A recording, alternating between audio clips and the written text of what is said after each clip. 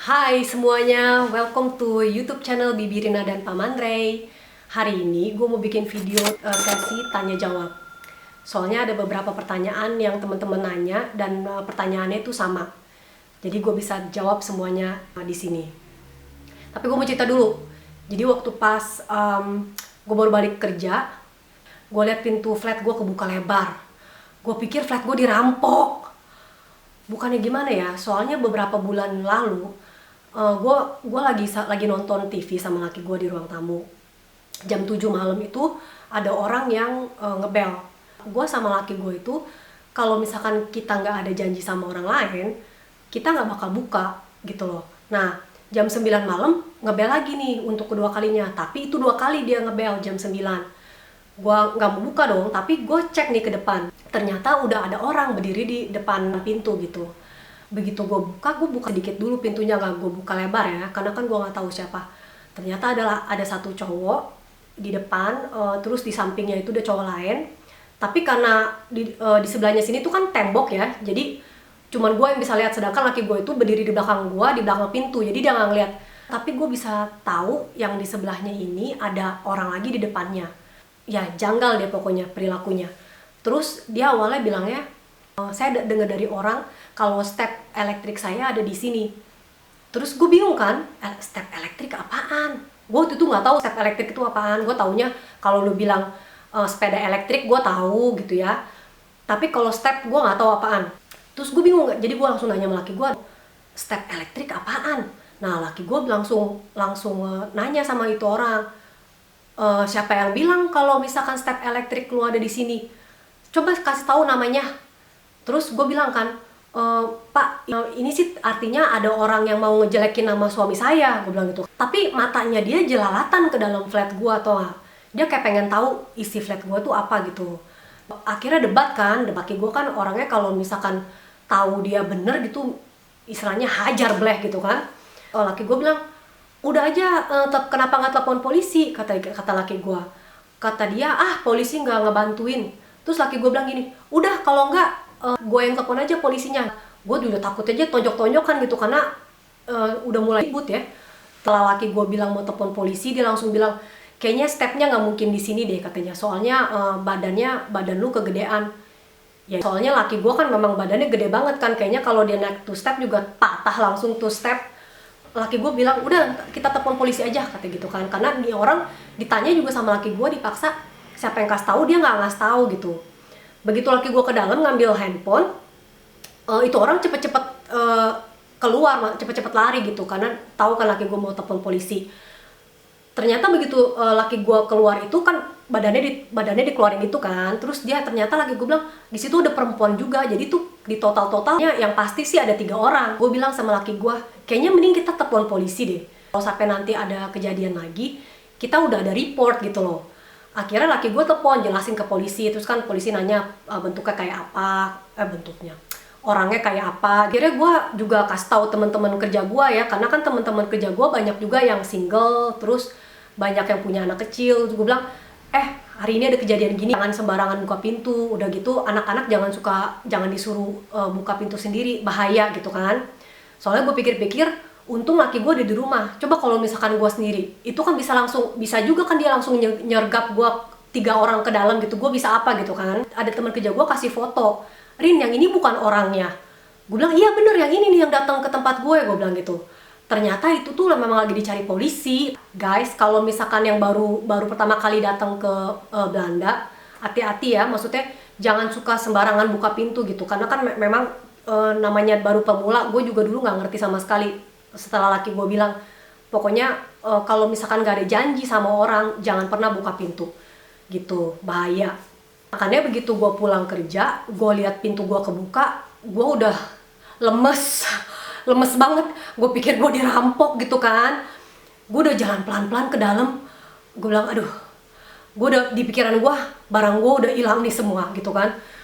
Pas gue udah mau masuk, kok bau angus, Terus gue lihat laki gue udah di dalam gitu kan. Laki gue di dalam rumah. Gue bilang, kenapa nih? Terus dia bilang, iya gue abis masak nasi, Terus angus, panci gue hitam. Aduh, laki gue udah shock aja, gue pikir rampok, totonya panci gue jadi korban, totonya. Tapi udahlah ya, yang penting panci yang jadi korban. Aduh, padahal kita tuh punya rice cooker ya. Gue juga nggak ngerti kenapa sih dia ikut-ikutan gue pakai panci gitu loh. Tapi kayaknya dia mau ikut-ikutan cara gue pakai panci. Tapi dia bilang sama gue, iya jadi gue masak nasi, terus gue gue beli ikan ke bawah. Di bawah gue kan ini ada toko ikan kan, ikan goreng gitu bawah. Terus dia ngobrol sama yang punyanya, terus nasinya ditinggalin. Dasar bodoh. Tapi untung lah nggak kebakaran. Jadi begitu gue nyampe rumah, ini masih bau, ini tempat gue masih bau gosong, gila, parah banget. Tapi ya bule ya, disuruh masak nasi, menurut lo? Padahal gue udah ajarin ya cara masak nasi. Ya sudahlah ya. Oke, kita lanjut ke sesi tanya jawab. Jadi banyak teman-teman gue nih yang nanya, gimana Rin COVID di Belanda? Sebenarnya COVID di Belanda itu sama di Indonesia sama. Kita itu senasib semuanya ya. Gue ingetnya gini, jadi 1,5 tahun lalu itu awal-awal restoran masih pada buka, terus toko-toko masih pada buka, sampai akhirnya parah kan, yang kena corona banyak banget. Nah akhirnya di lockdown tuh. Nah di lockdownnya itu memang parah kalau di sini waktu itu. Jadi yang boleh buka itu cuman yang kerja di pabrik obat atau apotik, rumah sakit, supermarket, dan logistik yang boleh buka. Sisanya itu ditutup. Jadi kayak misalkan restoran waktu itu tutup total, toko-toko tutup total. Jadi semua orang pada online. Jadi di kantor pos paling terbesar di Belanda itu namanya Pos NL, sama kayak Pos Indonesia gitu kan. Semua orang belanja online dong. Jadi itu pos rame banget. Karena kalau di Belanda itu, kalau misalkan kita belanja misalkan baju atau sepatu atau apalah, kalau misalkan bajunya nggak pas, kita dikasih jangka 30 hari biasanya. Kita boleh balikin. Jadi orang-orang semua pada belanja online gitu. Laki gue kan salah satu customernya Pos NL kan. Jadi dia tahu si rame apa gitu Pos NL waktu itu. Orang-orang yang kerja di kantor itu semuanya kerja dari rumah ya. Jadi semuanya via online gitu. Waktu restoran itu pada disuruh tutup, akhirnya setelah beberapa bulan itu ada ketentuan baru, red light district itu boleh buka. Jadi red light district itu tempat pelacuran di Belanda, tapi itu legal. Jadi pelacur-pelacur itu bayar pajak. Jadi yang punya restoran itu semua pada komplain, kok restoran tutup sedangkan pelacuran dibuka gitu kan. Terus orang-orang bilang, emangnya itunya 1,5 meter gitu. Nah, kalau kita naik kendaraan umum itu harus pakai masker semuanya. Kalau misalkan kita di mobil, kalau kita sekeluarga nggak usah pakai masker. Tapi kalau misalkan kita nggak sekeluarga harus pakai masker. Pas awal-awal itu maksimal cuma 2 orang. Terus ada keluar juga waktu pas lagi parah-parahnya corona. Jadi kita kalau yang kerja malam ada 2 surat. Jadi surat pernyataan pribadi kalau menyatakan gue boleh keluar dari rumah.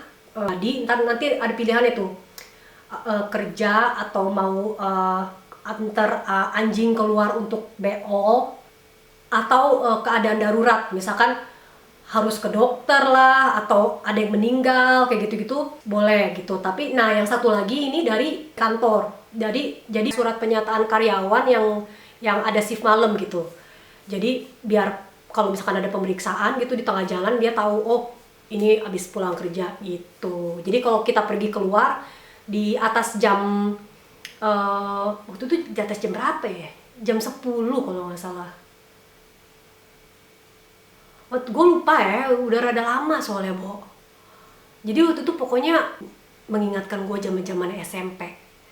Harus pulang tepat waktu. Soalnya di jalanan banyak mobil polisi pada ngecek. Di deket tempat gue lagi ada pemeriksaan waktu itu. Tapi gue emang gak lewat situ. Tapi gue lihat pada dicek. Karena kan pada pulang malam ya, mereka juga kan ada yang shift malam gitu kan. Dicek memang. Kalau misalkan kita nggak bawa kertas itu kena denda. Nah, terus yang lebih parahnya lagi kan kita nggak boleh pesta. Kita kan biasa orang Belanda kan Sabtu Minggu itu kan pesta, party time. kita tuh suka main ke rumah temen atau apa. Nah waktu itu tuh nggak boleh. Terus yang bolotnya lagi, jadi ada orang nekat pesta, tahu-taunya digerebek itu ya. Ada yang nyumput di lemari, ada yang nyumput di loteng, ada yang nyumput di gudang, ketahuan kena denda. Dendanya mahal loh. Nah kalau sekarang ini kita kan udah sekarang sih udah ke gelombang ketiga ya untuk vaksinasi.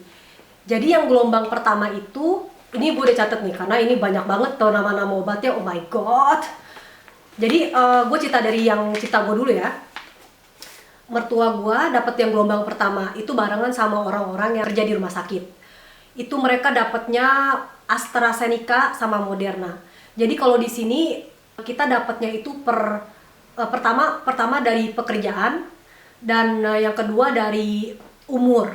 Jadi yang gelombang pertama itu yang dari pekerjaan yang kerja di rumah sakit, dan yang dari tahun kelahiran 1931 sampai 1951 itu dapatnya Pfizer sama Moderna.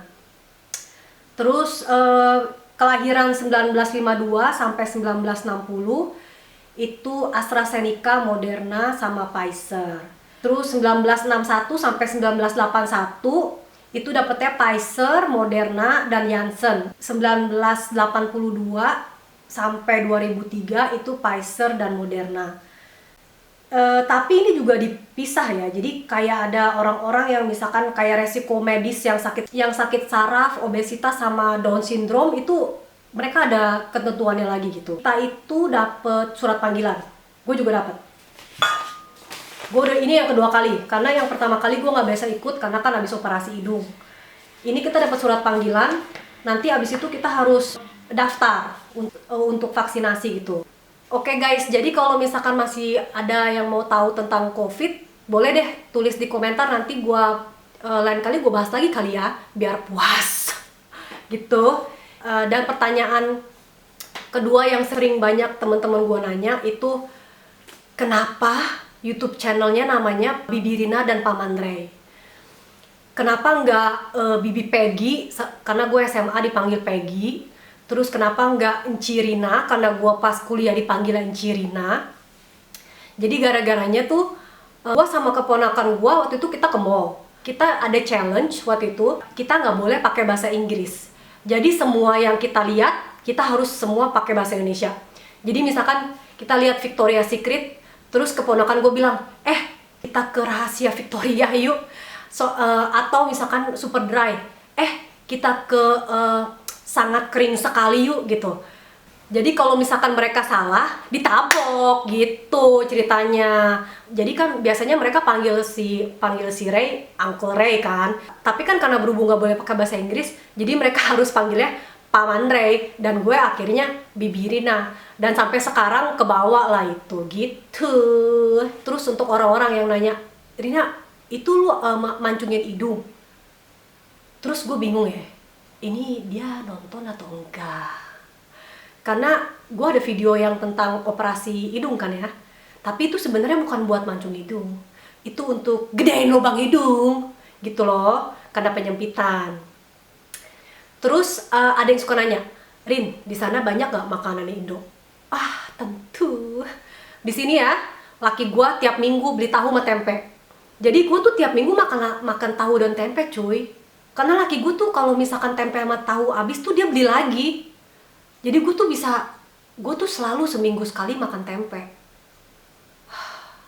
Jadi gue tuh tiap minggu ya, kalau nggak gue bikin tempe orek, tempenya digoreng, dibikin gado-gado, terus tahunya gue kasih udang. Pokoknya gue tiap minggu tuh pasti gue makan tahu sama tempe.